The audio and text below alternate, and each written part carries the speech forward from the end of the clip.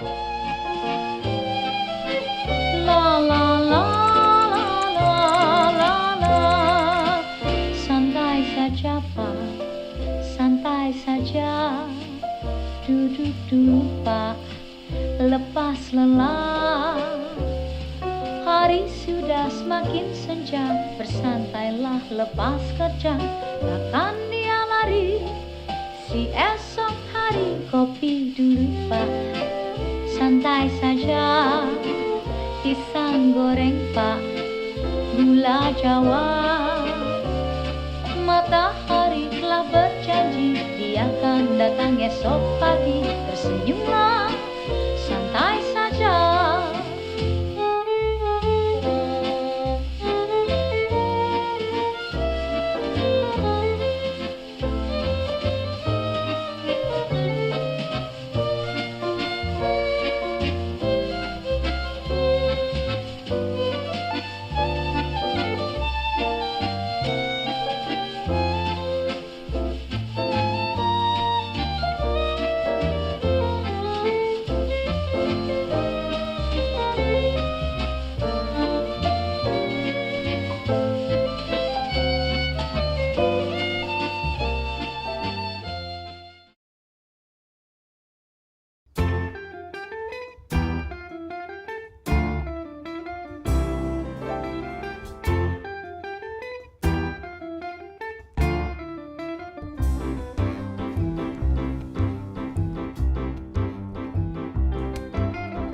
Ahai Nurlela, sukanya berlagu mambo caca.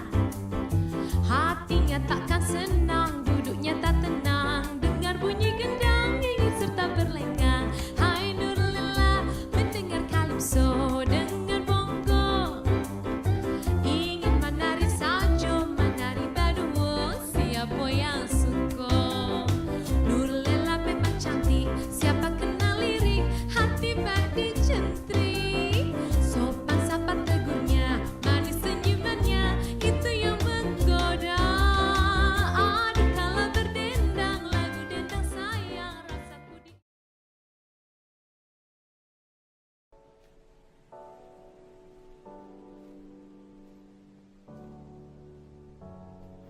Jakarta, sebagai ibu kota Indonesia, menyimpan sejarah panjang yang tak lepas dari masa kolonial Belanda. Salah satu saksi bisu sejarah tersebut adalah Museum Fathahillah yang terletak di kawasan Kota Tua.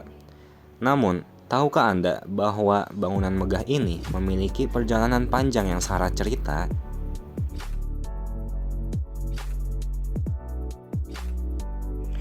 Dibangun pada tahun 1707 atas perintah Gubernur Jenderal John van Horn, bangunan ini awalnya berfungsi sebagai balai kota Batavia atau Stadhuis. Arsitekturnya mencerminkan gaya khas Eropa abad ke-17 dengan pengaruh arsitektur klasik yang megah. Balai kota ini menjadi pusat pemerintahan, administrasi, dan pengadilan di Batavia selama masa penjajahan Belanda. Namun, di balik keindahan bangunannya, tempat ini juga menyimpan sejarah kelam. Balai kota Batavia pernah digunakan sebagai tempat tahanan bagi mereka yang dituduh melawan pemerintah kolonial. Salah satu tokoh terkenal yang pernah ditahan di sini adalah Pangeran Diponegoro, yang memimpin Perang Jawa melawan Belanda. Setelah masa kolonial berakhir, bangunan ini mengalami berbagai perubahan fungsi. Pada masa pendudukan Jepang, gedung ini digunakan oleh pemerintah militer Jepang.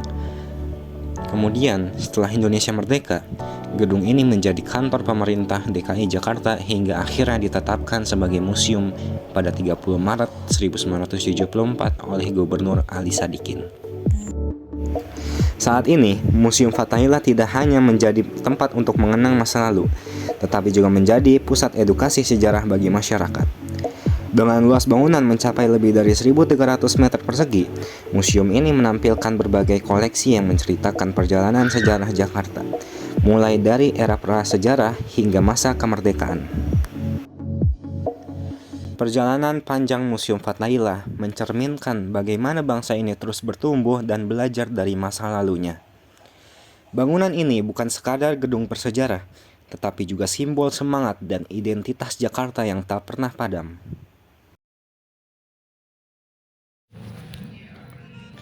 Jika ingin mengetahui sejarah kota Jakarta, maka sudah semestinya wajib mengunjungi Museum Fathahillah. Museum ini memiliki keberagaman objek sejarah dan menyimpan 23.500 koleksi barang bersejarah. Sekitar 500 buah koleksi ditampilkan dalam Museum Fathahillah. Sementara itu, masih terdapat sisa-sisa koleksi yang masih disimpan dalam ruangan penyimpanan. Nantinya koleksi akan diputar secara berkala. Berikut beberapa koleksi yang disimpan di dalam Museum Fathahillah. Mural yang belum selesai, karya Harijadi Sumadijojo. Salah satu karya terbaiknya di Museum Fathahillah adalah mural seluas 200 meter yang belum terselesaikan. Mural tersebut bercerita mengenai gambaran kehidupan masyarakat Batavia sejak tahun 1880 hingga 1920. Dalam muralnya itu, ia mampu menjelaskan bahwa terdapat berbagai kultur dan etnik hidup dalam sejarah Jakarta, seperti dari etnik Melayu, Arab, Cina, hingga Eropa. Suasana kebiasaan saudagar Arab yang sedang mengawasi laut sampai pesta malam yang dipenuhi budak telah digambarnya. Koleksi kedua yang dimiliki oleh Museum Fathahillah adalah replika Padrau Sunda Kelapa. Replika Padrau Sunda Kelapa adalah prasasti yang menandai peristiwa perjanjian Sunda Portugal. Prasasti ini berbentuk tugu batu setinggi 165 cm yang ditemukan pada tahun 1918 di Batavia, Hindia Belanda. Tujuan pembuatan Padrau ialah membangun benteng serta gudang bagi masyarakat Portugis di masa penjajahan. Koleksi ketiga yang dimiliki oleh Museum Fathahillah adalah sebuah replika prasasti Ciretan. Sebagai gambaran, prasasti ini ditulis dalam bentuk puisi India dan terdiri dari 4 baris. Jika tulisannya diterjemahkan, maka didapatkan arti bekas 2 kaki yang seperti kaki Dewa Wisnu ialah kaki yang mulia Sang Purnawarman, raja di negeri Taruma, raja yang gagah berani di dunia. Koleksi keempat yang ditampilkan di Museum Fathahillah adalah patung Dewa Hermes. Patung Dewa Hermes berasal dari mitologi Yunani. Dewa Hermes dipercaya sebagai tanda dari keberuntungan dan perlindungan bagi kaum pedagang. Singkat cerita, patung tersebut diberikannya kepada pemerintah Batavia oleh pemerintah Hindia Belanda. Patung ini dipasang di jembatan Harmoni. Terakhir, patung Hermes dipindahkan atas izin Gubernur Sutioso hingga akhirnya patung Dewa Hermes yang asli sekarang berada di halaman belakang Museum Fathahillah. Koleksi kelima yang ditampilkan dalam Museum Fathahillah ada sebuah prasasti tugu. Dahulu, sungai yang bernama Chandrabaga telah digali oleh Maharaja Mulia yang memiliki lengan kencang serta kuat, yakni Purnawarman, untuk mengalirkannya ke laut, serta kali atau aliran sungai ini sampai di istana kerajaan termasyhur pada tahun ke-22 dari tahta mulia Raja Purnawarman yang berkilau-kilauan karena kepandaian dan kebijaksanaannya serta menjadi panji-panji segala raja-raja. Maka sekarang dia pun memerintahkan pula menggali kali atau aliran sungai yang permai dan berair jernih, Gomati namanya. Setelah kali atau aliran sungai tersebut mengalir melintasi di tengah-tengah kediaman Yang Mulia Raja Purnawarman, pekerjaan ini dimulai pada hari baik, tanggal 8 Paruh Gelap, bulan dan disudahi pada tanggal ke-13 Paruh Terang, bulan Chaitra. Jadi hanya berlangsung 21 hari lamanya. Sedangkan saluran galian tersebut panjangnya 6.122 busur. Museum Fathahillah tidak hanya menyimpan sejarah Jakarta, tetapi juga menyimpan jejak peradaban manusia.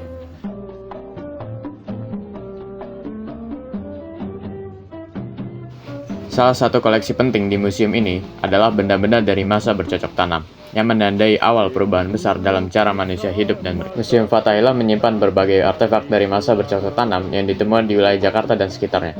Beberapa koleksi penting antara lain adalah kapak persegi dan kapak lonjong, dan gerabah. Apa itu masa bercocok tanam? Bercocok tanam merujuk pada periode ketika manusia mulai meninggalkan gaya hidup nomaden dan beralih menjadi menetap. Beberapa peninggalan arkeologi, seperti kapak persegi dan kapak lonjong, gerabah, serta alat batu dan perhiasan.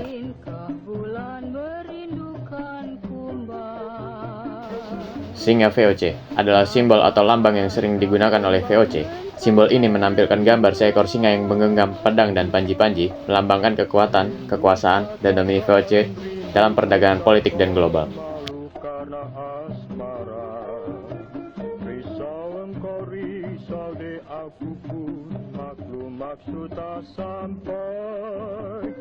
Setelah menaiki tangga, kita akan disambut oleh lukisan 3 keputusan pengadilan yang berisi tentang pengadilan kriminal, pengadilan sipil, dan eksekusi hukuman.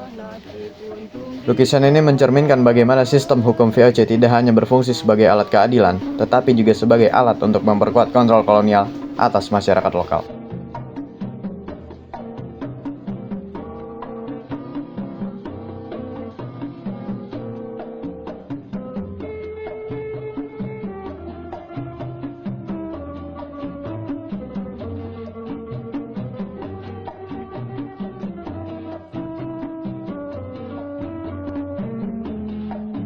Mungkinkah bulan merindukan kumbang?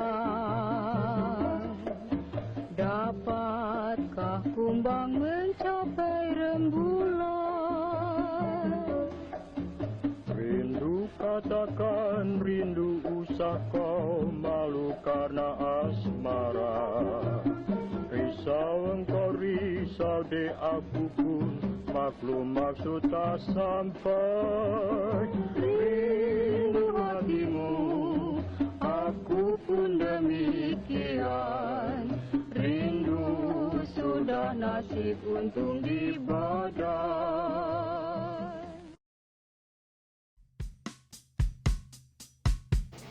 Lalu kita akan memasuki ruangan yang bernama Om London.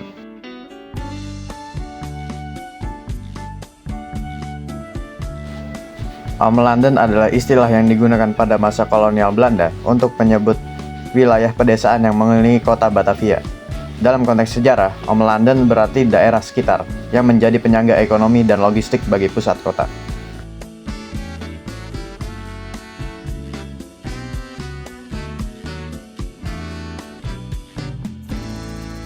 Aryati, di kau mawar asuhan rembulan. Aryati, di kau gemilang seni pujaan. Dosakah hamba mimpi berkasih dengan puas? Ujung jarimu ku cium mesra tadi malam. Lahirnya sebuah kota adalah diorama yang menjadi salah satu daya tarik di Museum Fathahillah. Diorama ini menggambarkan proses historis terbentuknya Jakarta sebagai kota yang berawal dari pemukiman kecil hingga menjadi pusat perdagangan penting di Nusantara. Dalam mimpi Lahirnya sebuah kota mengajarkan bahwa Jakarta tidak hanya lahir dari proses alamiah, tetapi juga dari perjalanan panjang yang melibatkan berbagai bangsa, konflik, dan perubahan sosial budaya. Diorama ini menjadi pengingat tentang asal-usul kota yang kini menjadi pusat kehidupan modern Indonesia. terpetik daku, walaupun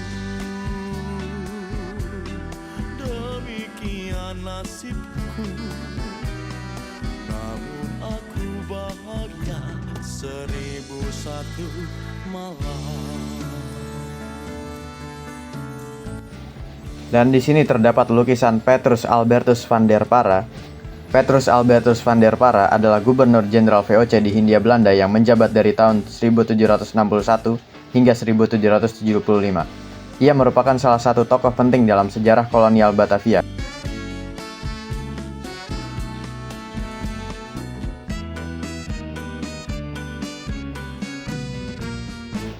Lalu di sini adalah ruangan tentang VOC.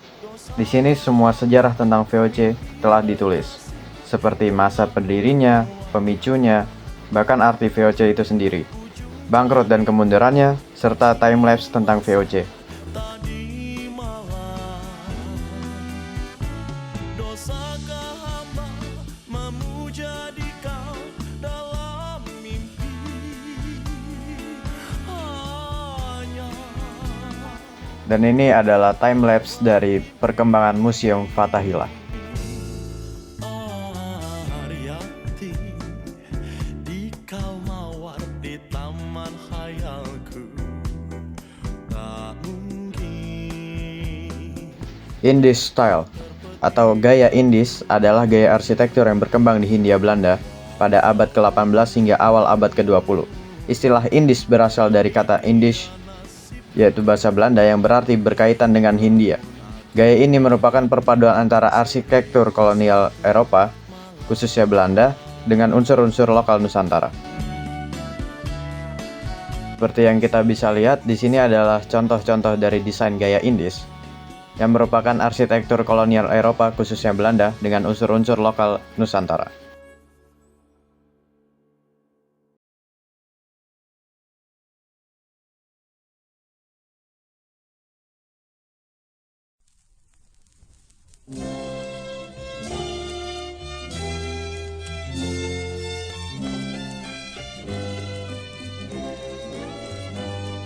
Bunga mawar merah, banyak duri di tangkainya. Warnamu yang indah, tidak Lalu kita akan memasuki ruangan Jakarta saat ini. Di ruangan Jakarta saat ini berisi tentang diorama perkembangan kota, peta interaktif, foto dan dokumentasi. bersih, harum baunya. Warna putih bersih, sangat indah dipandangnya. Merah berarti berani, putih berarti suci. Itu semua lambang kejayaan Ibu Pertiwi. Mawar dan melati, kecil mungil, indah warnanya. Jika digemari tiap Sultan Agung. Ruangan Sultan Agung di Museum Fathahillah memberikan penghormatan kepada salah satu tokoh penting dalam sejarah Indonesia, yaitu Sultan Agung Hanyokrokusumo, yang merupakan Sultan Mataram pada abad ke-17. Sultan Agung dikenal sebagai pemimpin yang berperan besar dalam memperluas wilayah Mataram dan berjuang melawan penjajah Belanda. Ruang ini menampilkan berbagai artefak, informasi, dan gambaran terkait kepemimpinan Sultan Agung, serta dampaknya terhadap sejarah Indonesia, khususnya dalam melawan VOC. indah warnanya. Jika digemari tiap insan memujanya.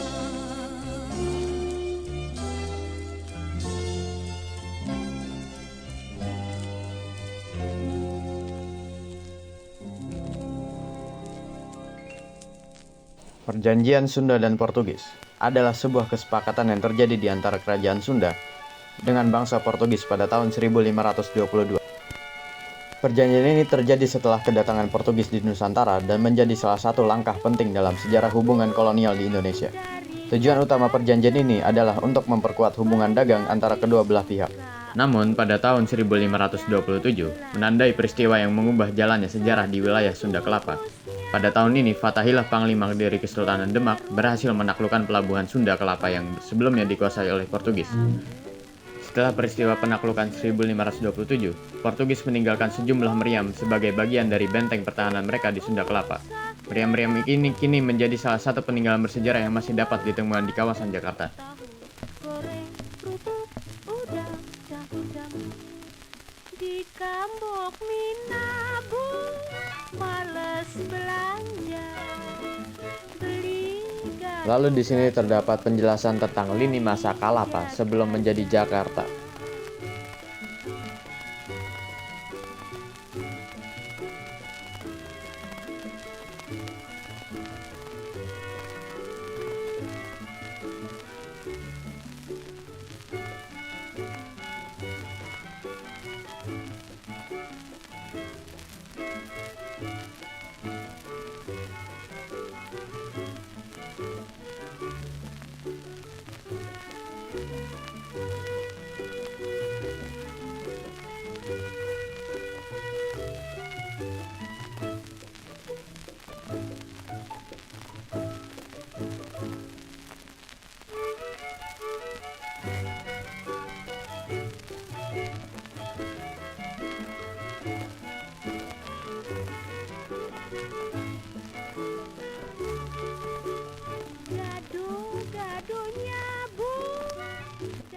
Di bawah bangunan ini terdapat ruang bawah tanah yang berfungsi sebagai penjara untuk menahan para tahanan, terutama mereka yang dianggap sebagai musuh atau pengacau kekuasaan Belanda. Penjara bawah tanah ini digunakan pada masa penjajahan Belanda untuk menahan tahanan politik, pemberontak, atau individu-individu yang berusaha melawan pemerintah kolonial. Kondisi ini dalam penjara bawah tanah sangatlah buruk dan sempit. Dengan sedikit ventilasi dan pencahayaan, ini mencerminkan cara-cara keras yang digunakan oleh penjajah Belanda untuk menekan gerakan perlawanan.